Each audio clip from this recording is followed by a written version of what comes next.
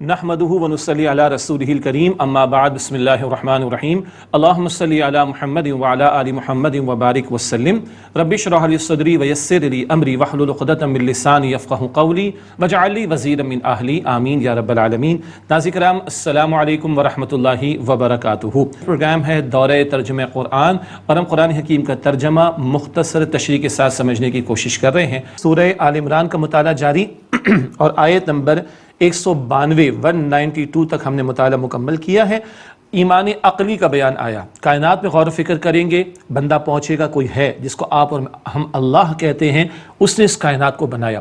کائنات کے ڈیزائن کو دیکھیں گے، پرفیکشن نظر آئے گی، مقصدیت نظر آئے گی۔ تو ہمیں بھی پیدا کیا گیا مقصد کے ساتھ، وہ ہے آخرت، اس کی تیاری۔ تو یہ کائنات بے مقصد نہیں، توحید اور آخرت کا یہ درس ہماری فطرت میں بلٹ ان ہے، اس کو ہم ایمان عقلی کہتے ہیں۔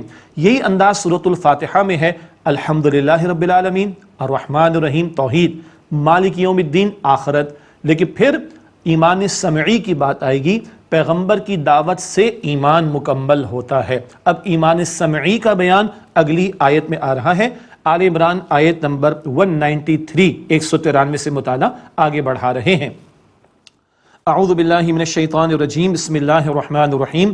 ربنا اننا سمعنا منادیا ینادی للایمان ان آمنوا بربکم فآمنا۔ اے ہمارے رب، بے شک ہم نے ایک پکارنے والے کو سنا، وہ ایمان کی طرف پکارتا ہے کہ اپنے رب پر ایمان لے آؤ، پس ہم ایمان لے آئے۔ یہ ہے سن کر ملنے والا ایمان۔ ایمان عقلی، فطرت میں توحید اور آخرت کا تعارف موجود، تفصیل عقل نہیں بتاتی، بندہ گھٹنے ٹیک کر دعا کرنے پر مجبور ہے، اہدنا الصراط المستقیم۔ وہ رسالت کا تصور وہاں بھی سورہ فاتحہ میں مل جاتا ہے، اور یہاں سن کر، پیغمبر کی دعوت کو سن کر ایمان کی تکمیل ہوتی ہے۔ تو ایمان عقلی، ایمان سمعی دونوں مل جائیں، یہ شعوری سطح کا ایمان بندے کو مل جاتا ہے، کانشیس لیول پر ایمان بندے کو ملتا ہے۔ جب ایمان دل میں ہوتا ہے تو عمل میں اس کا اظہار ہوتا ہے، وہ بات اگلی آیت میں ابھی آئے گی انشاءاللہ تعالیٰ 195 میں انشاءاللہ۔ تو یہ ایمان عقلی اور سمعی کا کمبینیشن۔ ربنا، اے ہمارے رب، اننا سمعنا منادیا ینادی للایمان ان آمنوا بربکم فآمنا، بے شک ہم نے ایک پکارنے والے کو سنا، وہ ایمان کی طرف پکارتا ہے کہ اپنے رب پر ایمان لے آؤ، پس ہم ایمان لے آئیں۔ بڑی پیاری دعائیں آ رہی ہیں، البقرہ کے آخر میں بھی دعائیں تھیں، آل عمران کے آخر میں بھی دعائیں آ رہی ہیں۔ ربنا، اے ہمارے رب، فاغفر لنا ذنوبنا وکفر عنا سیئاتنا وتوفنا مع الابرار، ہمیں بخش دے ہمارے گناہ اور ہم سے ہماری برائیوں کو مٹا دے اور ہمیں نیک لوگوں کے ساتھ وفات عطا فرما۔ بڑی پیاری دعائیں۔ ربنا وآتنا ما وعدتنا علی رسولک ولا تخزنا یوم القیامہ، اے ہمارے رب، ہمیں وہ عطا فرما جو تو نے اپنے رسولوں کے ذریعے سے ہم سے وعدہ فرمایا، اور ہمیں قیامت کے دن رسوا نہ کرنا۔ سب سے بڑی رسوائی اور ذلت قیامت کے دن ہے، اللہ اس دن کی ذلت اور رسوائی سے میری اور آپ کی حفاظت فرمائے۔ انک لا تخلف المیعاد، بے شک اے اللہ تو وعدے کے خلاف نہیں کرتا، اللہ تو وعدہ پورا فرمائے گا، اللہ کے وعدے میں کوئی شک نہیں۔ ہم ناہنجار ہیں، ہم غلطیاں کرتے ہیں، غافل ہو جاتے ہیں، اللہ تو ہم پر رحم فرما دے، اور تو وہ وعدہ جو تو نے پیغمبروں کے ذریعے فرمایا ہمیں عطا فرما دے، اور ہمیں قیامت کے دن رسوا نہ کرنا۔ انک لا تخلف المیعاد، بے شک تو وعدے کے خلاف نہیں کرتا۔ یہ دعائیں ہو گئیں۔ اب دعاؤں کے بعد اللہ تعالیٰ قبولیت کا اعلان فرما رہا ہے، اور ایمان کا ذکر آ گیا، ایمان عقلی، ایمان سمعی، شعوری، حقیقی، پکا ایمان دل والا۔ تو اب عمل میں کیا کچھ نظر آئے گا، ایمان کے ثمرات اور ایمان کے نتائج عمل میں کیا ہوں گے، عمل کا بھی انقلابی بیان آگے آ رہا ہے۔ فرمایا فاستجاب لهم ربهم انی لا اضیع عمل عامل منکم من ذکر او انثی، بس ان کے رب نے ان کی دعا قبول فرمائی اور یہ ارشاد فرمایا کہ میں کسی عمل کرنے والے کے عمل کو ضائع نہیں کرتا، تم میں سے خواہ مرد ہو یا عورت ہو، بعضکم من بعض، تم ایک دوسرے کی جنس سے ہو۔ یہ میدان جو کھلا ہوا ہے، باقی عورت کو اللہ نے مرد کے تابع رکھا دنیا کا نظام چلانے کے لیے، یہ بات سورہ نساء آیت 34 میں آ جائے گی انشاءاللہ بعد میں۔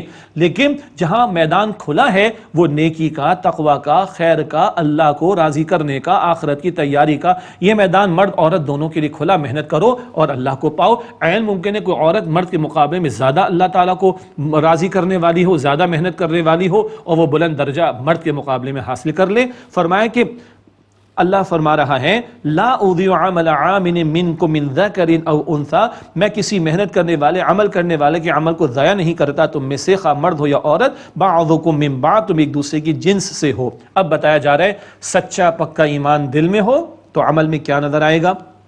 فالذین ہاجروا، پس وہ لوگ جنہوں نے ہجرت کی، کبھی گھر بار کو چھوڑنے کی انتہائی ہجرت بھی ہوتی ہے، اور ایک حدیث مبارک کے مطابق گناہوں کو چھوڑنا یہ افضل ہجرت ہے، سبحان اللہ۔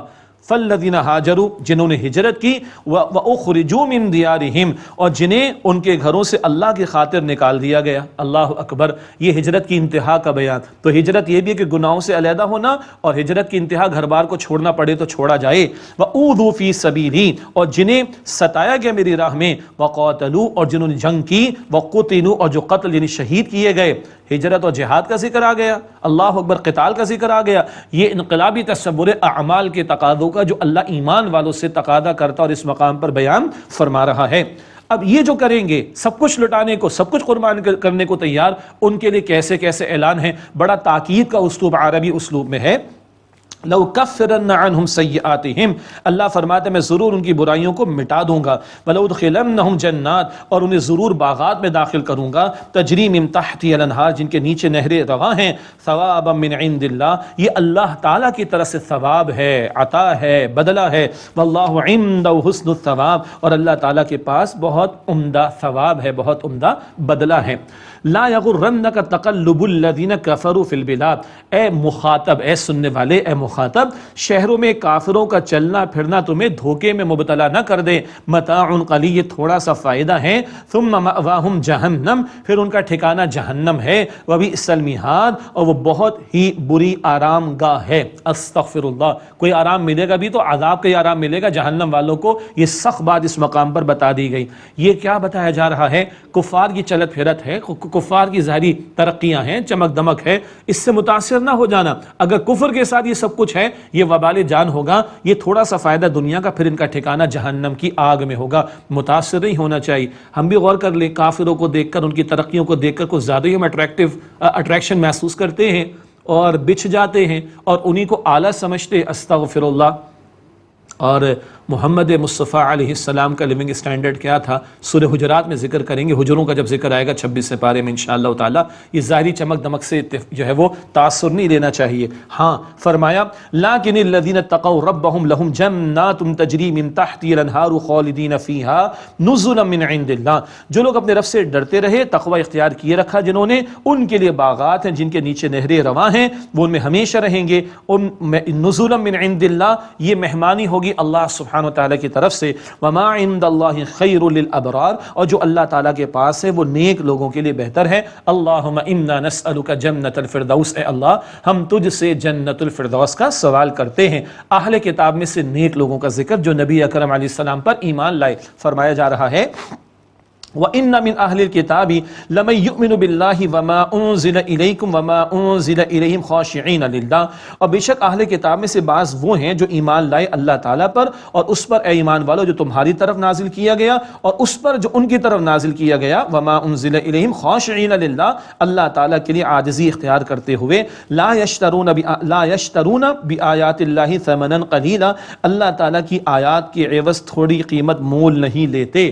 یہ سچے ایمان والوں کا ذکر ہو رہا ہے، اہل کتاب کے وہ نیک لوگ جو نبی صلی اللہ علیہ وسلم پر ایمان لے آئے، جیسے کہ نجاشی رحمت اللہ علیہ کا ذکر ہم جانتے ہیں، اور اس صورت کے آغاز میں بھی اہل کتاب کا تذکرہ بالخصوص نصارہ کا، آخر میں بھی ذکر آ رہا ہے۔ جہاں عاجزی ہوگی، دنیا پرستی نہیں ہوگی، بندہ آگے بڑھ کر حق قبول کر لے گا۔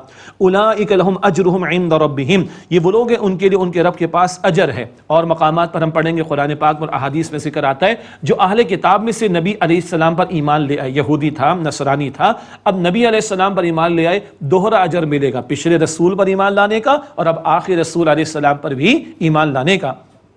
ان اللہ سریع الحساب، بے شک اللہ جلد حساب لینے والا ہے۔ اللہ تعالی ہم سب کے حساب کو آسان فرمائے۔ آخری آیت ہے اور سورت کے تقاضوں کا خلاصہ، سورت کے تقاضوں کا خلاصہ اس آیت میں آ رہا ہے، 4 ہدایات۔ یا ایھا الذین آمنوا اصبروا، اے ایمان والو صبر کرو، حق کی خاطر صبر کرنا، اطاعت کے اندر مشکلات ہیں صبر کرنا، اینڈ سو آن۔ وصابروا، اور دشمن کے مقابلے میں ثابت قدم رہو، کافر بھی تو جان دے رہے ہیں، بدر میں 70 قتل بھی تو ہوئے، مشرک یہ بھی تو جانیں دے رہے ہیں، تو تم ان کے مقابلے میں ثابت قدمی کا مظاہرہ کرو، یہ ہے صابرو ورابطو، اور مستعد رہو۔ ایک اشارہ وہ درے پر خطا کا معاملہ ہو گیا، امیر کی بات نہیں مانی، ڈسپلن میں بریک آ گیا، سموتعاد میں کمی کا معاملہ آ گیا، یہ نہ ہو آئندہ۔ جماعت کو مضبوط رکھو، ڈسپلن کو مضبوط رکھو، ورابطو مستعد رہو، واتقوا اللہ، اور اللہ کا تقوی اختیار کرو۔ اس امت سے نبی اکرم علیہ السلام کی امت سے اس صورت میں خطاب شروع ہوا تھا آیت نمبر 102 سے، اتقوا اللہ سے شروع ہوا، اتقوا اللہ پر ختم۔ روزے کا حاصل بھی اللہ کا تقوی، قرآن سے رہنمائی اور ہدایت کس سے ملے گی؟ ھدی للمتقین، تقوی تقوی تقوی۔ اور یاد رکھے بڑی عبادت کیا ہے؟ گناہوں سے بچنا۔ حدیث میں آیا اللہ کی حرام کردہ باتوں سے بچ جاؤ، تم سب سے بڑے عبادت گزار ہو جاؤ گے۔ نیکیوں میں آگے بڑھتے ہیں الحمدللہ، ارے گناہوں سے بڑھنے کی کوشش بھی، گناہوں سے بچنے میں بھی آگے بڑھنا چاہیے، گناہوں سے اجتناب کی بھی کوشش ہمیں کرنی چاہیے۔ یہ ہے تقوی، واتقوا اللہ، اور اللہ کا تقوی اختیار کرو، لعلکم تفلحون، تاکہ تم فلاح یعنی اصل کامیابی پا سکو۔ اللہ تعالیٰ ان ہدایات پر عمل کرنے کی توفیق دے اور کامیاب لوگوں میں ہمیں شامل فرمائے۔ الحمدللہ سورہ آل عمران کا مطالعہ کسی درجے میں مکمل ہوا۔ اصل تو یہ دورہ ترجمہ قرآن ہے، تھوڑی تھوڑی سی وضاحت بھی ہم کر رہے ہیں، اللہ تعالیٰ اپنی بارگاہ میں قبول فرمائے۔ ناظرین کرام، اس کے بعد اگلی سورت کا آغاز کر رہے ہیں۔ سورت کا نام ہے سورۃ النساء، عورتیں اس کا ترجمہ ہے۔ رجال مردوں کو کہتے ہیں۔ اللہ تعالیٰ نے عورتوں کے تعلق سے ایسی رہنمائی دی ہے کہ سورت کا نام ہی النساء رکھا گیا ہے۔ اس میں کئی مقامات ہیں جہاں عورتوں کے تعلق سے رہنمائی عطا ہوئی ہے۔ عورتوں کے حوالے سے معاشرے کے کمزور طبقات مثلا یتیم، ان کے حوالے سے بھی رہنمائی، یتیم لڑکیوں کے حوالے سے بھی رہنمائی عطا ہوئی ہے۔ بعض روایات احادیث سے معلوم ہوتا ہے کہ نبی صلی اللہ علیہ وسلم نے فرمایا ہے کہ عورتوں کو سورۃ النساء کی تعلیم دیا کرو۔ سورۃ النساء کا ایک عجیب معاملہ، خاص معاملہ یہ ہے کہ اس میں 3 طبقات سے خطاب ہو رہا ہے مسلسل۔ سچے ایمان والوں سے بھی خطاب ہے، اہل کتاب سے بھی خطاب ہے، اور منافقین جو ایمان کے جھوٹے دعوے دار ان سے بھی خطاب ہے۔ پچھلی 2 صورتوں میں بنی اسرائیل اور نبی علیہ السلام کی امت کے تعلق سے کلام ہمارے سامنے آیا، یہاں ہم دیکھیں گے سچے ایمان والوں کا بیان بھی آئے گا، اہل کتاب کا تذکرہ بھی آئے گا، اور منافقین کا تذکرہ بھی کھل کر آئے گا ہمارے سامنے۔ اس سورہ مبارکہ کی ابتدائی تقریباً 43 آیات، 43 ابتدائی 43 آیات میں اللہ تعالیٰ نے عورتوں کے حوالے سے، یتیموں کے حوالے سے، معاشرے کے کمزور طبقات کے حوالے سے، کچھ میراث کے احکامات کے حوالے سے، کچھ عبادات کے حوالے سے رہنمائی عطا کی ہے۔ گویا معاشرت کے حوالے سے بڑی اہم ہدایات ہیں جو ابتدائی تقریباً 43 آیات میں دیگر مضامین کے ساتھ ہمارے سامنے آئیں گی۔ اب آئیے سورۃ النساء کا مطالعہ شروع کرتے ہیں۔ بسم اللہ الرحمن الرحیم۔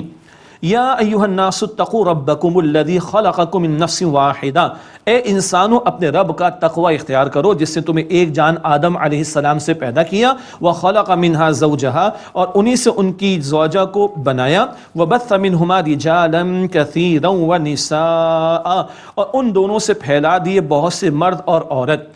یہ آیت جو سورہ نساء کی پہلی آیت ہے، خطبہ نکاح میں یہ آیت کریمہ بھی نبی علیہ السلام تلاوت فرماتے۔ پہلے جوڑے کا ذکر آ گیا، ہمارے اماں ابا جو اول ہیں آدم و حوا، ان کا ذکر، اور ان کے ملاپ سے پھر آگے نسل انسانی کا قافلہ۔ تو نکاح کا ایک بڑا مقصد کیا ہے؟ اولاد کا حصول، تاکہ نسل انسانی کا قافلہ آگے بڑھتا رہے۔ واتقوا اللہ الذی تساءلون بہ والارحام، اور اللہ تعالیٰ کا تقوی اختیار کرو جس کے نام پر تم آپس میں حقوق مانگتے ہو اور رحمی رشتوں کا خیال کرو۔ اللہ کا نام لے کر تو فقیر بھی مانگتا ہے تو دل نرم پڑ جاتا ہے ہمارا، ایسے ہی ہے نا؟ تو اللہ کا نام لے کر نکاح کیا جاتا ہے تو اللہ کے نام کی لاج رکھنی چاہیے۔ یہ نہیں کہ مرد بے باکی میں آ کے اپنے آپ کو بڑا سمجھ کے پتہ نہیں کیا سمجھ بیٹھے، اور عورت زبان دراز کرنے کے اندر آئے تو پھر پتہ نہیں کہاں سے کہاں تک معاملہ چلا جائے۔ نہیں، ڈرو اللہ سے، اس کا نام لے کر تم حقوق مانگتے ہو اور رحمی رشتوں کا خیال رکھو۔ رحمی رشتے، خونی رشتے، بلڈ ریلیشن، سکن شپ، جس کی دین تعلیم دیتا ہے۔ حدیث بخاری شریف میں حدیث قدسی، رحم کا لفظ رحمان کے لفظ سے بنا۔ اللہ فرماتا ہے جو جوڑے گا اسے، اللہ فرماتا ہے میں جوڑوں گا، جو توڑے گا میں اس کو توڑ کر رکھ دوں گا۔ اللہ اکبر۔ بچپن سے حدیث یاد ہے، قطع رحمی کرنے والا جنت میں داخل نہیں ہوگا۔ اور آج لوگ بڑے دھڑلے سے کہتے 3 سال سے بھائی کی شکل نہیں دیکھی، 5 سال سے چچے کے گھر پہ نہیں گئے۔ انا للہ و انا الیہ راجعون۔ اللہ ہمیں جڑنے اور جوڑنے کی توفیق دے۔ اللہ رحمی رشتوں کے بارے میں کہتا ہے ڈرو اللہ سے۔ ہاں، رحمی رشتوں میں تقدس بھی ہے نا، محرم رشتے تقدس ہے نا۔ یاد رکھیے جب نکاح ہوتا ہے کچھ اور تقدس والے رشتے آ جاتے ہیں، جیسے کہ بیٹا اور ماں نکاح حرام ہے، اسی طرح داماد اور ساس نکاح حرام ہے۔ باپ اور بیٹی تقدس سے نکاح حرام ہے، اسی طرح سسر اور بہو نکاح حرام ہے. نکاح کے نتیجے میں شوہر بیوی ہو جاتے حلال, کچھ اور رشتے بن جاتے جو ہو جاتے حرام. وہاں تقدس آئے گا, ادب آئے گا, خدمت آئے گی, جو ہے وہ نرمی آئے گی, اخلاقی رویے آئیں گے. یہ سارا کچھ ذہن میں رکھیں, زیادہ تفصیل کا موقع نہیں ہے. ان اللہ کان علیکم رقیبا, بے شک اللہ تم پر رقیب نگہبان ہے. اللہ شوہر کو بھی دیکھ رہا ہے, بیوی کو بھی دیکھ رہا ہے, ساس کو بھی دیکھ رہا ہے, سسر کو بھی دیکھ رہا ہے, نن کو بھی دیکھ رہا ہے, بھاوج کو بھی دیکھ رہا ہے, داماد کو بھی دیکھ رہا ہے, اور بہو کو بھی دیکھ رہا ہے. اگر ہم سب یاد رکھیں کہ اللہ میں دیکھ رہے, خدا کی قسم ہم بہت اچھے, ہمارے گھرانے بہت اچھے ہو جائیں گے. اللہ کا نام لے کر نکاح تو کر دو, اس کے بعد اللہ کو بھول جاتے, تبھی گھرانوں میں تباہی آتی ہے. اللہ فرماتا ہے ان اللہ کان علیکم رقیبا, بے شک اللہ تم پر نگہبان ہے. وَآتُوا الْيَتَامَ أَمْوَالَهُمْ وَلَا تَتَبَدَّلُوا الْخَبِيثَ بِالطَّيِّبِ, اور یتیموں کو ان کا مال دے دو اور مت بدلو ردی مال ان کے عمدہ مال سے. یعنی یتیم تمہاری سرپرستی میں آ گیا, کفالت میں آ گیا, اس کا مال ہڑپ کیے چلے جا رہے ہو اور اپنا اس کو کھلا رہے ہو, ہلکا پھلکا اسے دے رہے ہو, اچھا مال ہڑپ کر رہے ہو, مت کرو یہ کام. وَلَا تَأْكُلُوا أَمْوَالَهُمْ إِلَىٰ أَمْوَالِكُمْ, اور ان کے مال مت کھاؤ اپنے مالوں کے ساتھ ملا کر. إِنَّهُ كَانَ حُوبًا كَبِيرًا, بے شک یہ بڑا گناہ ہے. اللہ اکبر, یتیم کا مال ہڑپ کرنا کبیرہ گناہ اور بہت بڑا گناہ ہے. وَإِنْ خِفْتُمْ أَلَّا تُقْسِطُوا فِي الْيَتَامَى فَانكِحُوا مَا طَابَ لَكُم مِّنَ النِّسَاءِ مَثْنَىٰ وَثُلَاثَ وَرُبَاعَ, اور اگر تمہیں اندیشہ ہو کہ تم یتیم لڑکیوں کے بارے میں عدل نہیں کر سکو گے, نکاح یعنی نکاح کی صورت میں اگر تمہیں اندیشہ ہو کہ یتیم لڑکیوں کے بارے میں تم انصاف نہیں کر سکو گے, تو نکاح کر لو جو عورتیں تمہیں پسند آئیں. 2 2 اور 3 3 اور 4 4, یعنی 2 3 4 کی حد تک اللہ تعالیٰ نے ایک مسلمان مرد کو نکاح کی اجازت دی ہے. یتیم لڑکیوں کی یہ وضاحت اس صورت میں آئندہ ہم پڑھ لیں گے آخر میں جا کر, اور اما عائشہ رضی اللہ تعالی عنہا نے بھی اس کی وضاحت فرمائی. زمانے جاہلیت میں لوگ یتیم لڑکیوں سے شادی سے کرتے, نہ مہر دینا پڑے گا, نہ کوئی پوچھنے آئے گا, اس کے ساتھ جو چاہو سو کرو.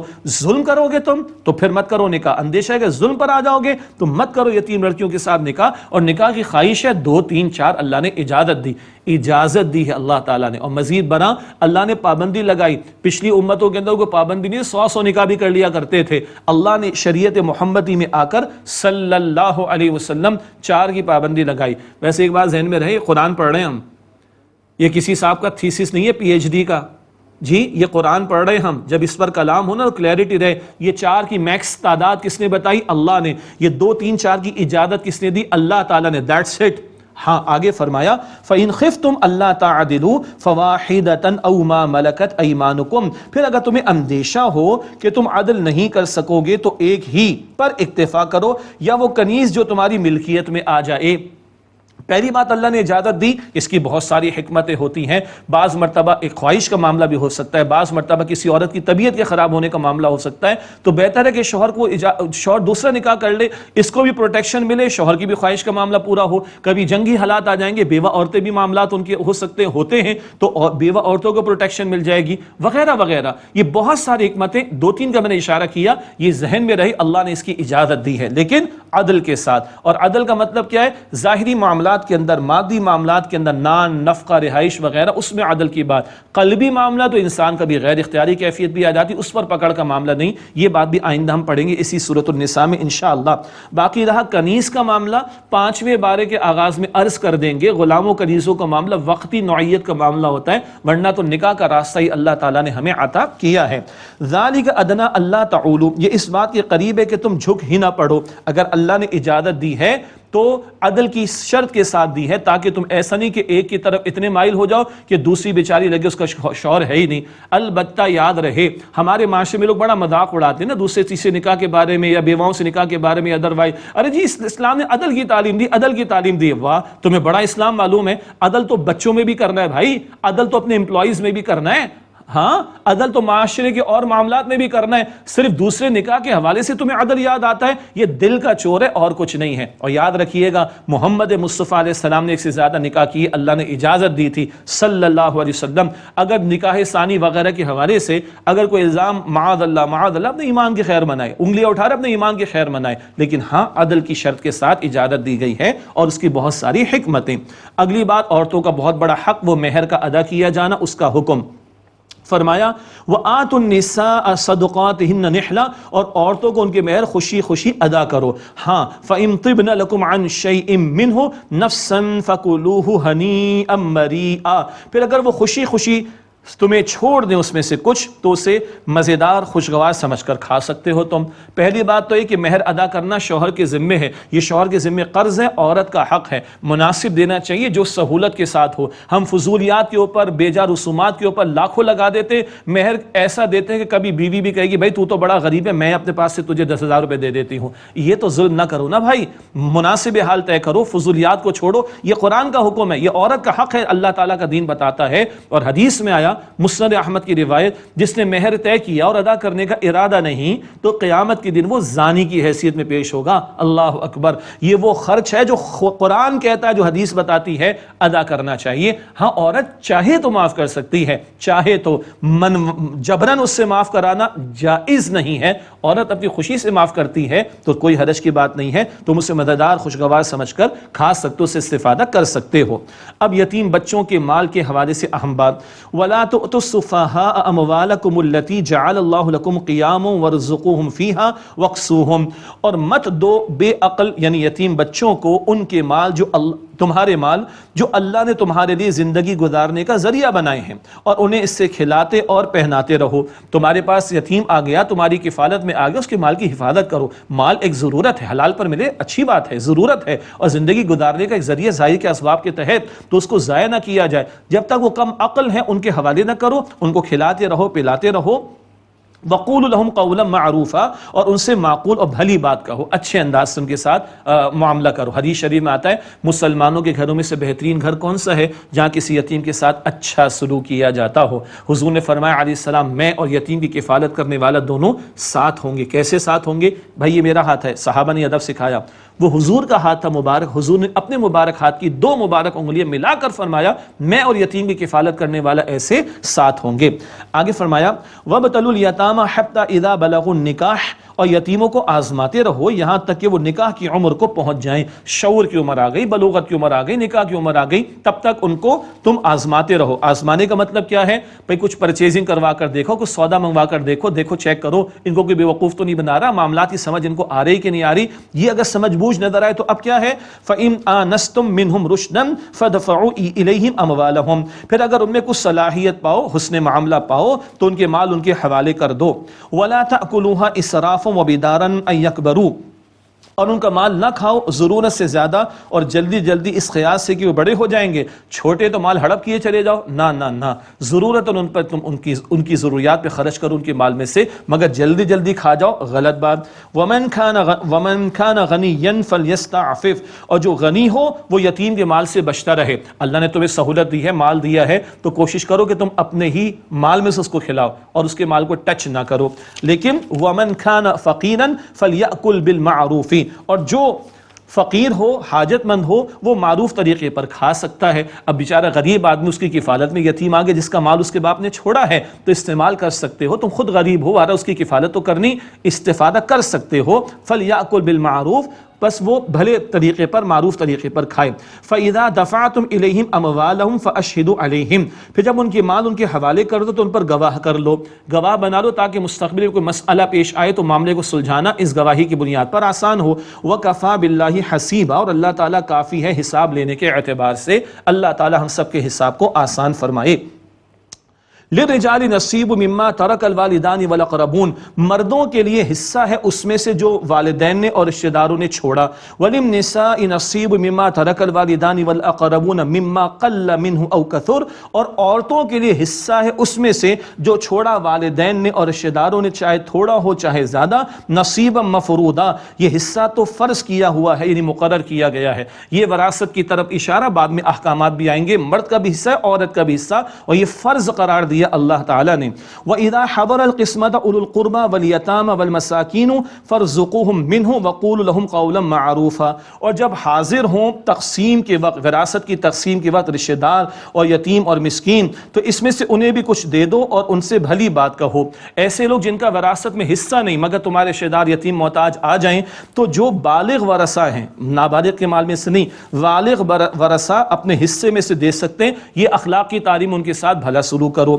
اب یتیموں کے بارے میں اپیل کی جا رہی، بڑے پیارے انداز سے اپیلنگ انداز، وَلْيَخْشَ الَّذِينَ لَوْ تَرَكُوا مِنْ خَلْفِهِمْ ذُرِّيَّةً ضِعَافًا خَافُوا عَلَيْهِمْ، اور چاہیے کہ وہ لوگ ڈریں کہ اگر وہ چھوڑ جائیں اپنے پیچھے کمزور اولاد تو انہیں ان کی فکر ہو۔ مراد ہے کہ تم مر جاؤ، تمہارے پیچھے بچے یتیم تمہارے ہو جائے، تم کیا چاہو گے؟ کوئی شفقت کرے؟ تو آج کوئی تمہارے سامنے یتیم ہو کر آگے تم شفقت کا معاملہ کرو۔ فَلْيَتَّقُوا اللَّهَ وَلْيَقُولُوا قَوْلًا سَدِيدًا، بس چاہیے کہ وہ اللہ سے ڈریں اور چاہیے کہ صحیح بات کریں، اچھا سلوک کریں۔ اب ہلا دینے والا مقام، ان الذین یأکلون اموال الیتامی ظلما انما یأکلون فی بطونہم نارا، بے شک جو لوگ ظلم سے یتیموں کا مال ہڑپ کرتے ہیں، کھاتے ہیں، وہ کچھ نہیں بس اپنے پیٹوں میں آگ بھر رہے ہیں۔ وسیصلون سعیرا، اور ان قریب وہ جہنم کی آگ میں داخل ہوں گے۔ یہ بدترین معاملہ کہ یتیم کا مال ہڑپ کیا جائے، وراثت پہ سے ہڑپ کیا جاتا ہے، اللہ محفوظ رکھے۔ حدیث میں آیا کہ بدترین گھر وہ ہے مسلمانوں کا جہاں یتیم کے ساتھ برا سلوک ہو، اللہ اس سے بچائے اور یتیموں کے ساتھ بھلا سلوک کرنے کی توفیق عطا فرمائے،